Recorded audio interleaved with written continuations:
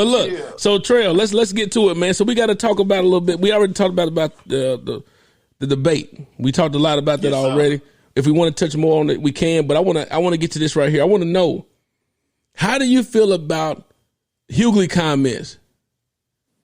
D.L. Hughley comments about Q not being qualified to speak on the behalf of black people. Now, I'm going to tell you something about Q is not saying that he represents all black people. Is he not? Well, let's go find out. Go ahead. Keep going. I'm going to find it. Q is saying that he's standing for the black people. Like, he's heard if he got to fight, defend what the black folks saying or whatever. And D.L. Hughley, I don't like to use this term, but I'm going to say it, is kind of acting coonish. Oh, God, you don't went. Did you do that? Did you go there? But I can give people the definition of coonery. Let's see what we got right. Let's hear what D.L. Hughley said right quick. Talk to him. Fantasy is a fantasy to believe that you can get this administration to do anything. It's you've seen black person after black person after black person after black person ruin themselves on the altar of Trump with nothing in return, and Ice Cube is the latest one. The Platinum Plan. When I heard it, it was insulting from the gate. Why didn't they have the spinning rims plan? We have a third. That boy done said the spinning rims right now, and he's meeting with the dude that gave us 3 Fridays. You can always tell the seriousness and import of the meeting based on who was in there, based on what the topic at hand is. Yes, people are right when they say we have a lot of problems. We need a seat at the table, but we need the right people at the table. Okay. Let's pause right there. Look, let's go to the Platinum Plan right quick. Okay, I got to pull it up. Okay. All right. So the Platinum Plan is. It's talking about opportunity, security, prosperity, and fairness. Number 1, 3 million new jobs for the black community. Number 2, creating 500,000 new black-owned businesses, right? That's one. The other being safe urban neighborhoods with the highest policing standards. Okay, now we've already been through the policing standards before in the regular neighborhoods. That's one thing we already been. All right, access to better education and job training opportunities. Giving black churches the ability to compete with federal resources for their community. And let's go to some highlights when they're talking about the jobs thing. Reach even greater levels, historic employment and wage growth for the black community. It said, seek infrastructure funding that will lead to widespread growth in an annual $500 billion federal contracting opportunity. So allowing black companies to be able to go out there and actually put bids in to be contractors. But what I'm saying is, so it's laying some things out. But let me tell you another thing, though. A lot of that stuff, nothing's free. I'm quite sure some of that money going to actually be some loan lending. You know what I'm saying? It's going to be lend out. But the fact is, I hear what D.L. Hughley is saying, though, Trev.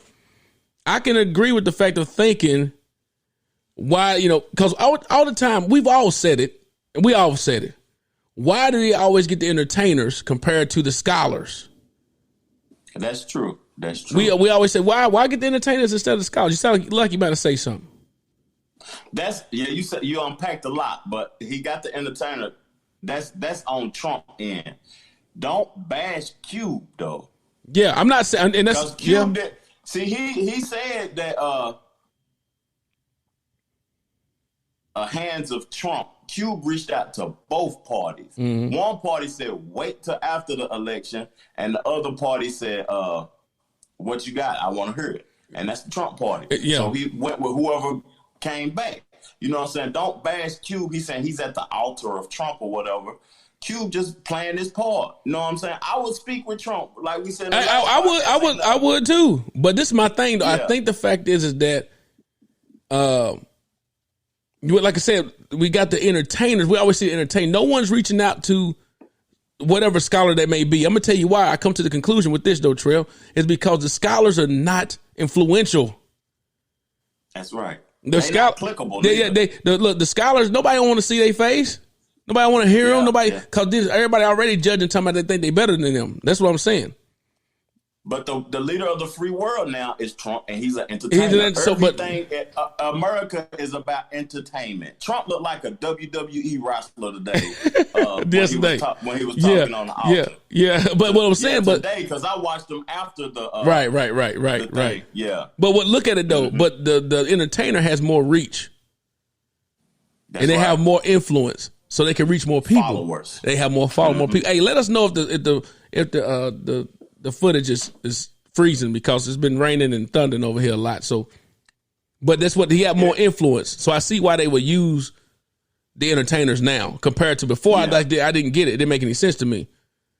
Mm-hmm, mm-hmm. But I can see both sides of it. But like Cube said, I didn't say I'm gonna go. I ain't never met Trump before. I ain't never sat down with him or none of that. He just said, hey, let's talk.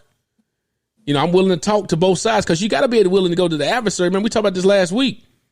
You got to be willing to go to the adversary and sit down with him. And he said that we can't expect this administration to do nothing. Everybody who went to the Trump altar has looked like a fool. You know what I'm saying? But you got to keep going. If you want change, you got to keep going. And then not only that, be annoying. Yeah, but you know what though? You want people to be consistent. You remember when Steve Harvey went? When Steve Harvey went, Steve Harvey was a whole other person when he came out. It's like they told him something like, "Hey, we know about it." Yeah. Because before Trump got in office, Steve Harvey used to be on him hard. Like, man, let's do this, blah, blah, blah, this and that. And all of a sudden, he just calmed down after he met with him. Yeah, he did. He ain't talk bad no more. Mm-hmm. You know what I'm saying? And that's the altar part I think he get, because we know we can expect from DL, he going to be consistently DL, but guess what, though? DL ain't going to be invited to the table, though. No, he's not going to have a place to speak. They ain't going to invite him. Because he going to make, DL is a very intelligent man, but he going to make it comedy.